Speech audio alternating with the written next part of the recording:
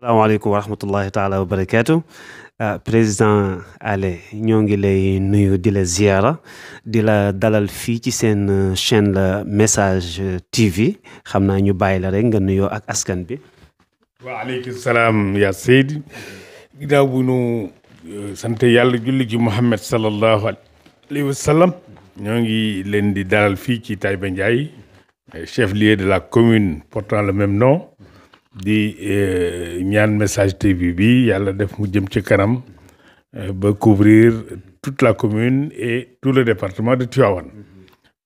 noo ngi ci tey journée nag électorale di am njort bu baax ni macha allah incha allah dina dal dem ci jàmm et que lu yàlla def rek ñu dogal ñu nangu ko. jullit dafay nangu dogalu yàlla ndax kii falu moom yàlla tànn na ko démb ñaan nañu mu nekk ñun waaye ak ku mu mën di doon rek nañu nangu ni lu yàlla dogal moo gën. jërëjëf président kàddu yi dal na te kàddu yi rafet na tam bu ñu seetloo nag ci élection locale yu ren yi gis nañ ni xëy na yàlla yàggal na taxawaay bi te yàlla na ko gën a yàggal tamit man gi seetlu nañ nag élection locale yi fi daan am daanaka opposants yi daawul bare lool ren nag bu ñu seetloo presque gis nañ fi 9 candidats yow nga nekk président bi nga xamante ni daanaka ñu bari yaa leen te nelaw ci côté boobu ban yëg-yëg ak ban jàngat tam nga am ci élection yu ren yi ak par rapport ak candidat yu bari yi. waaw loolu dañ ci sant yàlla ndax comme ni mu ko waxee ñun bi ñu ñëw 90 ñaari candidat lañ daan am musuñu am lu passé ñetti candidat kon nag tey bu ñu àggmee ba am 9 candidats te li ci yëpp suñu njaboot la ci ñun lañ jóge kon ñu bëri dañ jàng ni commune bi xëy na dafa xaw a taaru fi mu ne xaw na neex a yor ndax commune bu fekkente ni li ëpp solo nit ñi ñëpp am na ci wàllu wér-gi-yaram macha allah case de santé yi bëri na poste de santé yi bëri na dëkk yëpp am nañu école am 100% ci ndox ci courant ak ci yoon itam am budget boo xëy itam am na solo dépendre ci état ndax mën na dox sans les appuis de l' état li état jox commune bi matul 10% de son budget kon loolu itam sant ni yàlla ndax am na situation xëy bu fa nekkan du am xëccoo kon nag tey bu demee ba kenn ku ne bëgg a nekk maire loolu noonu dañ ciy sant yàlla ndax fan ko fekkan buñ foo toogat ba nëgë ni kon xëccoo bi du bëreew nii xanaa comme ni ma waxee léegi rek nu jiital nag gëm-gëm yàlla def li gën. jërëjëf président dafa mel ni xëy na ci commencement bi riir mi bari woon na aussi tamit coow li bari woon na ku nekk moo ngi doon dugg ci benn roq di campagne te ñëpp tamit comme ni ma ko waxee woon rek tabarkàlla dañoo takk seen ngemb pour fas yéene jël siège bi nga xamante ni moom nga fi toogee ma doon la laaj nag suñu demoon ba yàlla def nga jëlaat li nga xamante ni moom mooy raw gàdd gi par rapport ak askan bi ni ñu doon sonne di xëcc pour bëgg nga toogaat ban gestu waaye tamit ngay amaat ci ñoom ak ci programme par rapport ak programme yi nga xam ni tam nekkoon nga doon ko doxal. ñun dañu jàpp ni ku yeewoo ci commune bi rek sunu njaboot nga comme ñi bëgg ñëpp ñoo am yéene ci defar xëy na man-man bi ñoo tolloowul waaye bu yàlla defante itam ñu gaña dañuy leen di tàllalaat loxo yëpp ñëw àndaat liggéey kenn ku ne def sa participation ci développement commune bi kon vraiment côté boobu amul benn xarma yàlla que ni bu yàlla defee nu gañe te noo ngi ñaan a gañe dañuy tàllal suñu loxo woo ñëpp candidat yëpp ñi dul candidat ñi voté ñi ànd ak man ak ñi àndul man ñëpp ndax dama leen di wax toujours ni Taïba jafe na ci commune yi ndax ñëpp ñoo bokk maam yi benn lañu war dañoo rafetal dëkkandoo gi bu élection yi jeexee nag ñu xam ni jeex na tourner page ànd nag liggéey kenn ku ne indi sa xalaat ndax loolu mooy tax réew jëm ci kanam politique bu jotee nañu politique waaye bu mu indi noonoo bu mu indi xuloo bu mu indi xeex ci suñu biir. jërëjëf président xam naa sama dernière question comme ni nga ko waxee suñu demee ba élection yi passé tamit su fekkee yàlla dogal na nga jël toogaat ci siège bi yaa ngi tàllal ñëpp loxo bu ñu seetloo candidat yi nga xamante ni ñoo samp seen dënd bari na tey bu fekkente ni jëlaat nga li nga xamante ni moom mooy raw gàdd gi est-ce que ñooñu nga xam ne ay opposants la ñu woon pare nga pour ànd ak ñoom liggéey su fekkente ni tàllal nañ la loxo. loolu laa wax léegi man maa leen di jëkk tàllal loxo su fekkee yàlla def na ma gañe dinaa leen ni ñëw leen ñoom ñëpp Taïba ñoo ko bokk kenn ku ne indi xalaat ndax dëgg la institution bi mooy commune bi waaye cadre développement bi dañu soxla xalaatu ñëpp ak jàppale ñëpp kon tous les fils de Taïba seront les bienvenus pour que ñu mën a ànd liggéey incha allah. Merci président Ale xam naa seen chaîne la Message TV moo ngi lay remercier nag di la sant bu baax aussi tamit di la gërëm ci oyof gi wax dëgg yàlla ak disponible bi nga xamante ni disponible nga ko pour ñëw ak wax ak ñun kon yan kàddu rek ngay bàyyil chaîne bi. xanaa di leen ñaanal ngeen chaîne bi gën a développé gën a yaatu ndax ñun ñoo ngi xalaat sax buy jàllee ñu am soit rajo communautaire mbaa sax ëllëg une chaîne locale pour l'institution qui est la commune et bu boobaa daañu soxla yéen seen expérience ak ku mel ni Xaban Diop am télé Taïba fii ci Taïba Ndiaye ak yeneen initiative yoo xam ni mi ngi ci Taïba Mbaye Ndomo tous les gros villages tey ñi ngi am xalaat ndax communication dafa am solo te bu nu sañan lépp lu ñuy def ci mairie bi dañ koy tasaare ci organe de presse yi ba ñëpp jot ci ñëpp di joxe seen participation ndax loolu tam mooy moom la démocratie laaj. Merci président kontaan nañ bu baax jërëjëf yal na yàlla gën guddal fan bi yokk wér gi ci barke Seydina Muhammad sallallahu alayhi wa sallam jërëjëf. kay wax fi kay jàpp ci rek. kay mooy Ousseynou xam naa ko léegi kon baal ma njëkk ko jël comme mooy sa doyen quoi. sama petit la. mooy sa kii ah. ngoon nag moo ayca salaamaaleykum wa rahmatullah monsieur Ousseynou Ndiaye le président Ousseynou ñoo ngi lay nuyu tey nag seen chaîne la Message TV moom mooy ñëwoon fii nga xamante ni moom mooy goxu Mbéyeen aussi pour jàngat li nga xamante ni moo fi am ci élection yi tey nag ñu gis la en tant que président nga ñëw di doxantu ni ànd ak mbégte ak contentement ban jàngat nga am ci élection locale yi ak aussi ban yëg-yëg nga am ci bisu tey bi. voilà jërëjëf merci beaucoup maa ngi leen di encouragé bu baax yéen waa télévision bi toute l'équipe di wax ni daal jàmm leen gisagul pour l'instant ci dañuy ñaan yàlla jàmm ji continuer xam nga magum jëm moom su doxee pendant 5 ans am un programme bu wóor teg ko ci askan wi bokk kook ñoom ba si mel ni donc su jotee da ngay ñaan yàlla jàmmaam rek parce que ñun suñu programme gëm na daal nit ñi gis nañ ko xam nañ ko ci comprendre nañ ko donc daal jàmm leen di ñaan ñu voté ci jàmm ñibbi si jàmm di ñaan yàlla ndam bu mag a mag sama kaw adversaire yi duñ sax ay adversaire ñun ñëpp ay collègues lañ waaye daal ñoo bokk luñ bëgg ñun ñëpp daal ñoo bokk fu ñuy sottee mais bu ko sax fu ñuy xootee di sant ñëpp di wax ne daal jàmm laa bëgg ci biir jàmm laa bëgg ci biti ngoon nag incha allahu rabbi ba avant 20 heures rek ñu woo ma félicité ma rek ma avancé liggéey nag sama programme ak daal li ma bëgg mu dëppoo daal ñu gañ incha allahu rabbi. merci président xam naa sama dernière question rek soo xoolee fii nga xam ne mooy commune bu Taïba Ndiaye gis nañ ni aussi candidats yi bari nañ vraiment 9 candidats am na fi est-ce que jàpp nga ni aussi jël raw gàddu gi dina yombe noonu. waaw xam nga peuple bi ñoom muus nañ xam nañ programme yi lire nañ ko jàngat nañ ko mais bu nekkoon candidature 25 candidatures du poser problème ñoo xam nañ ki gën ci ñoom te daal am naa yaakaar sama bopp man ak sama gars yi di sant daal yàlla daal di sant yàlla bu baax a baax daal di ñaan ndam lu rëy rek. merci président kon seen chaîne la Message TV moo ngi lay jaajëfal aussi yan kàddu ngay jox chaîne bi. waaw di leen encouragé bu baax seen métier xam ni même sama biir programme sax yéen am ngeen ci wàll te bu ñu yàlla dimbali ak jàmm ba ñu am la victoire finale dinaa leen ko tegal ngeen xam daal yéen li ñuy def ci lu baax yéen a koy génne xam nga nit moom bi def lu baax bu sañoon dañ koy génne ci biti te am ngeen professionnalisme boobu ak man tamit également yéene boobu donc daal bokk ngeen sama programme bu ñu yàlla dimbali ak jàmm naa leen woo yéen a may dar yéen a may encadré li may liggéey ci lu baax ngeen génne ko incha allah merci. merci président à bientôt. merci beaucoup xam naa fii ci sama wet maa ngi jàkkaarloo ak président Gilaay mu nekk président boo nga xamante ni aussi boo ko xoolee tey ak fi mu génne da ngay xam ni kii am na confiance ci élection yu locales yi président seen chaîne Le Message TV moo ngi lay nuyu. waaw maa ngi leen fay. tey nag mu nekk journée boo nga xam ni journée spéciale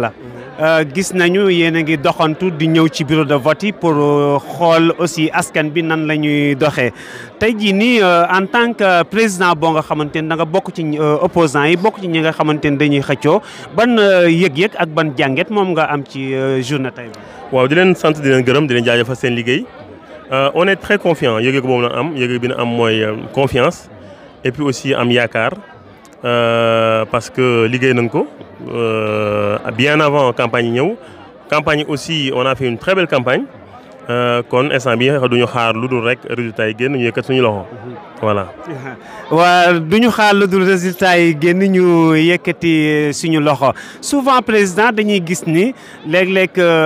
bu ngeen dee xëccoo li nga xamante ni moom mooy communes yi. dina bari lu ngeen di dikk askan bi ak yooyu tey soo demee ba yàlla may la ndam ci élection yi maanaam décision yooyu nga xamante ni doon nga ko jël ban taxawaay nga ci nar a def. waaw ñun dañu def benn programme boo nga xamante ni ñi ëpp ñi nekk ci commune bi nee nañ mooy le meilleur programme boo nga xamante ni dafa méngoo ak jafe-jafe askan bi léegi loolu yaakaar naa ni ñëpp xam nañ ko. te aussi xam na ne lii la commune war a am donc lu réalisable la te bu ñu falee aussi ça sera très simple nga réaliser ko parce que nekkul lu démesuré nekkul lu jaaduwul voilà mooy xool li nga xam te mooy bëgg-bëgg askan wi ñu proposer ay saafara donc saafara yi nga xam te aussi day méngoo ak li commune bi am ci koppar ak aussi li nga xam te ne aussi mën nañ koo am ci partenariat interne ak externe waaw. Merci président seen chaîne Le Message TV kontaan na bu baax ci oyof gi ak disponibilité bi pour répondre suñuy question yan kàddu ngay jox seen chaîne Le Message TV. waaw di leen jaajëfal seen liggéey di leen encourager di leen wax ni presse moom c'est un pilier de la démocratie donc faaw ñu leen di dooleel faaw aussi ñuy présent ci niveau yëpp ndax dina sax indi sécurité. ndax ku xam ne ñoo ngi lay filmer mbaa ñoo ngi lay jël di nga bàyyi xel li ngay def kon ñeen dañuy rafetlu seen liggéey jërëjëf. merci président en tout cas kontaan nañ bu baax. tey seen chaîne Le Message TV mooy ñëwoon doon doxantu fii nga xamante ni mooy Mbayeen 3 pour doon jànget élection yi nga xamante ni moom moo fi am tey nag en tant que président boo nga xamante ni da ngaa jiite benn parti. te yaa ngi ñëw gis askan bi di dugg di voté ka génn te nga nekk ci ñi nga xamante ni soo sañoon jël raw gàdd gi loolu ban yëg-yëg nga ci am ak ban jànget nga am ci bisu tay bi. waaw ginnaaw bi ñu sant yàlla julli ci yonent bi sallallahu alayhi wa sallam dañuy am contentement ak xel mu dal ci li nga xamante ni moo xew nii ndax yàlla dogal na ñu nekk candidat ci élection yi kon bu ñu ñëwee fii ci centre bi di voté si ak li fi xew nii ñu xam ni rek askan bi am na lu ñu bëgg askan bi bëgg nañ seen gox. askan bi yëpp boo xoolee centre bi ni mu feesee dell ko wax dëgg yàlla da ngay xam ni kon askan bi am na lu ñu bëgg loolu moom leer na en tout cas de toute façon am nañ ci satisfaction ci ni askan bi génne massivement ñëw di voter si voilà. président sama deuxième question mooy bu ñu seetloo yow yaay seul candidat boo nga xam ni fii nii ci village yi yow rek yow yaa fi samp sa ndënd ndax bu ñu xoolee ci commune bu Taïba Ndiaye. presque candidat yu gën a bari ñoo ngi dëkk biir Taïba Ndiaye xanaa benn candidat boo nga xamante ni mooy président Assane ñu gis mu dëkk Thialé est-ce que yaakaar nga ni tey maanaam village yi nga xamante ni fi nga juddoo aussi fi nga cosaanoo am nga yaakaar tey ñu gunge la ci li nga xamante ni moom mooy élection locale yi. waaw loolu moom wax dëgg yàlla am naa ci xel mu dal am naa ci yaakaar am ci xel mu dal ndax gis naa sama askan xam naa sama askan génn nañu massivement te am naa yaakaar ci bu wér ni dañ ma taxawu ci li nga xamante ni moom lay dox ndax village yi jàpp ñoom xam nañ ni kenn mënu ko développer yëngal kenn mënu fi def lu am solo pour doomu village yi c'est parce que li fi amee ku si néew ñu xam ko fi El Hadj Abdoulaye Diop moo ko fi def te moment yi mu nekkee ci gouvernement Abdoulaye Wade kon loolu village yi doomu askan village yi xam nañ ko te jàpp naa ni ñoom dañu bàyyi xel loolu xam ni bu ñu ànd gunge seen doom ba mu àgg war na mën a àgg ca mairie ba te bu fa àggee dina leen liggéeyal donte dina liggéeyal ñeneen ñi waaye dina xam ne ñoom dañ leen liggéey merci président Mamour seen chaîne la Message TV aussi moo ngi lay gërëm di la sant yan kàddu ngay jox chaîne bi. waaw chaîne bi xanaa di ko jaajëfal bu baax a baax ci liggéey bi mu am solo bi muy def di ko ñaanal yàlla nag que lu chaîne bi gën a jëm kanam ba ñu am ci loo xamante ni dina kawe seen njort ndax yu mel ni dafa am solo trop. daawuñu ko gis tey buñ ko gisee rek sant yàlla la baax dañuy kontaan dañuy ñaanal chaîne bi di leen jaajëfal yi bu baax a baax yéen ñi dagg seen ay yitte ñëw ta war na voté dem toog seen kër kon ñu ngi leen di jaajëfal baax. merci président. ok merci beaucoup merci beaucoup. ok taala wa barakaatu. président Pape Malick Ndiaye ñoo ngi lay nuyu di la ziar di la dalal jàmm fii ci seen chaîne la Message TV ñu lay bàyyi nga nuyoo. salaamaaleykum waa seen Message seen TV ñu ngi leen di nuyu. di leen jërëjëfal ci dalal bi ngeen ñu dalal ci seen chaîne bi. merci président gis nañ ne tey jii nii bokk nga ci candidat yi nga xamante ni da ngeen di xëccoo li di commune bu Taïba Ndiaye mu nekk bis boo nga xamante ni ñëpp ñoo ngi ko doon xaar par rapport que ak vote yi ni mu demee nii nga xam ni école bi fees na presque kenn demul kenn dikkul ban yëg-yëg wala ban jàngetam aussi moom nga am ci journée tey bi. waaw dafay wane que ni nit ñi ñu ngi am nañu maturité rek pour def seen devoir citoyen donc loolu dañ leen ciy remercier parce que ku gis affluence bi ci campagne bi xam ni vote yi nii rek lay demee quoi donc loolu encore démocratie Sénégal moo commencé di ñor quoi donc loolu dañ ciy remercier population yi daal ci seen participation. jërëjëf président bi ngay dugg see tey ci école bi. nga gis déjà mbooloo mi ni mu demee nga xam ni ñenn ñi ñoo ngi ci kër gi ñenn ñi ñoo ngi ci naaj bi te leer na la ni tey par rapport mbooloo mi fi nekk am na ñoo nga xam ni tey yaa leen fi yendal léegi loolu ban yëg-yëg la def ci yow. waaw xanaa di leen ñaanal rek ñu def ko ci jàmm mu jeex ci jàmm ñu am ndam waaw ñi képp koo xam ni ñëw nga fi rek vraiment da ngay def sa devoir citoyen donc loo gis rek am na njëg nag naaj beeg. ak coono yeeg yëpp pour def sa devoir citoyen jar na ko donc kon ñi ngi leen di ñaanal vote yi àgg ci jàmm rek ñun ñëpp ñu dellu suñuy kër lundi matin ñëpp xëy liggéey incha allah. aussi président est-ce que mën nañoo xam ban bureau nga voté. waaw bureau numéro 1 laa voté foofu laa nekkoon tàmmoon di voté aussi mais ren am na différence parce que vraiment dama fi ñëw ci titre maire donc dama ñëw rek dugg voté génnaat quoi. jërëjëf président Pape Malick seen chaîne la Message TV moo ngi lay jaajëfal bu baax a baax xam naa rek ñu bàyyi la nga tàggatoo ak chaîne bi aussi ak kàddu yi nga xam ni moom nga leen di yóbbal. ñi ngi jaajëfal seen Message seen TV parce que vraiment gis nañ seen taxawaay ci campagne bi ñu topp ñu ba ñu def suñu devoir ba pare donc ñu ngi leen di remercier di ñaan yàlla ngeen ñëw bu ñuy fête victoire bi ngeen ñëw couvrir ñu encore merci beaucoup. merci beaucoup xam naa beneen yoon incha allah ok. bu ñu demee jël benn kii président Assane tey ñoo ngi fii nii ci Thialé mu nekk dëkk boo nga xamante ni dëkk bu am solo la ñu fekk fi ki nga xamante ni moom mooy président Assane Ndiaye mu bokk ci ñi nga xamante ni dañuy xëccoo tey lii di commune bu Taïba Ndiaye président Assane ñoo ngi lay dalal ci seen chaîne la Message TV ñu bàyyi la nga nuyu. Moustapha ñoo ngi lay fay di nuyu sama mbokki Thialé yëpp waaye di nuyu l'ensemble de la population des 35 villages bu commune bu Taïba Ndiaye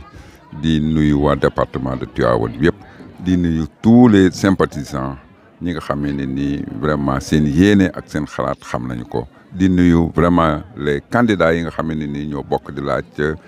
baatu askan wi te xam ne kenn ku nekk tëral nga sa programme rien que pour commune bi jëm ci kanam comme ñooñu itam ñoo ngi nuyu di leen sant. président Assane bu ñu dugg see tey fii Thialé dañuy gis ni tey jii nii mbooloo mu bari ñoo ngi fi ku nekk di votel ki nga xamante ni moom nga choisir tey bi nga dugg see ci école bi nga gis mag ñi gis ndaw ñi gis xale yi gis jigéen ñi te nga yëg ni tey am na ñoo nga xamante ni depuis ci suba ba léegi yow yaa leen fi yendal ngir yàlla ak yow ngir yàlla bëgg sa ndam loolu aussi ban yëg-yëg moom la def ci yow. waaw xol bu sedd rek ak di jégalu kilifa yi nga xamee ne ni wax dëgg yàlla lim leen jaral daal booy xool sax ni man jaralu moo ko ñëw ci suba ba léegi am na ñoo xam ne ni oto moo leen jëli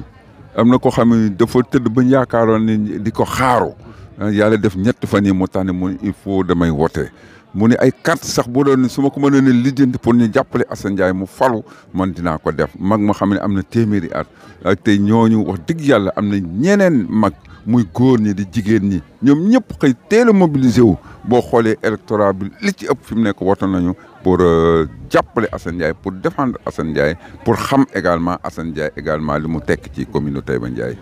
jërëjëf président Assane ndax buñ seetloo dinañu gis ni vraiment président nga boo nga xam ni say jaloore moom fii ci commune bu Taïba Ndiaye nekkatul loo nga xamante ni dañu koy laam-laamee est-ce que mën nañoo dikk pour xam parti bi nga xamante ni moom nga jiite parti bi nañ la tudd en même temps tamit xam même école bi nga xam ni ci nga voté tamit aussi ñaata bureau de vote ñoom ñoo fi nekk. waaw Assane Ndiaye ku ko xam. C'est très lié ak Thialé ndax oto boo dugg sax bu ñu waxtaanee boo ne foo dëkk ñun la Thialé ak Assane Ndiaye pourtant moom ma dëkk bi waaye nag sunu tur ànd na ak Thialé liyewu na ak l'histoire de Thialé ndax dañoo ñëw juddu bi ñu xàmmee ko rek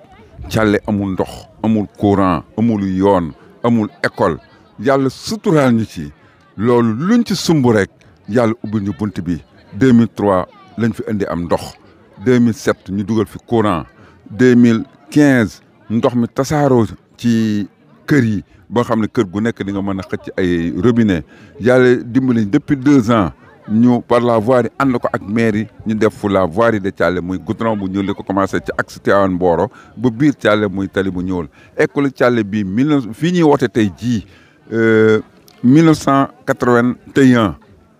la ñu am lu may 40 000 francs ñu woote pose de la première pierre pour l'école de Thialé parce que jamono boobu maag sama frère noonu donc ñoo nekkoon ay élèves ay étudiants fii ci dëkk bi ñuy wax Thialé ñi des ñëpp kenn jàngu ci français ñu ne lii ci kanam dans 20 ans suñu réglé wul école lu Thialé dina des ci ginnaaw donc ci lañu teg pose première pierre yàlla suturaal ñu ko ba ñu am vraiment boo xoolee ñi fiy jàngale léegi ñi fi ëpp ci école bi lañ jànge fi lañ defal seen école élémentaire dem jàngi jàngale ji feneen ñu def ba ñu affecté leen ñu indiwaat leen fii kon nag wax dëgg yàlla sama histoire est liée à l'histoire de Thialé lu fi nekk ci mbaaxu yàlla ci mbaaxu yonent bi ñoo ko ànd ak suñuy mbokk ñu def ko ci biir Thialé kon nag ça c'est Thialé élection yi nag bi muy ñëw ñoo ngi dem ci union citoyenne bunt bi am occasion la ñuy remercier le professeur Ibrahima Mbow moom moo ñu wóolu jox ñu partem ñu ñëwee ci sans condition noonu fay ñu caution fay ñu dara dañoo jox turam boole ñu plénipotentiaire am ñu jël defal suñuy liste ci union citoyenne bunt bi kon ñoo ngi sant le professeur Ibrahima Mbow di sant l'honorable député Chérif Montey ñooñu jàppale ba lii taxaw ñu ànd ko ne ak équipe bu xarañ ay xale yu xarañ ci commune bu Taïba Ndiaye guddi ak bëccëg moo tax sans faille nun luñ dugg rek ndam lañ cay am te incha allah yàlla dinañu defal ndam. jërëjëf président Assane kenn mënta tudd président Assane te tuddoo tamit li nga xamante ni surtout moo jëm ci projet yi jëm ci wàllu ñambi jeeg façon boobu noonu daal te gis nañ ni zone bii ñu dëkkee muy commune bu Taïba boo xoolee daanaka ay baykat ñoom ñoo fi ëpp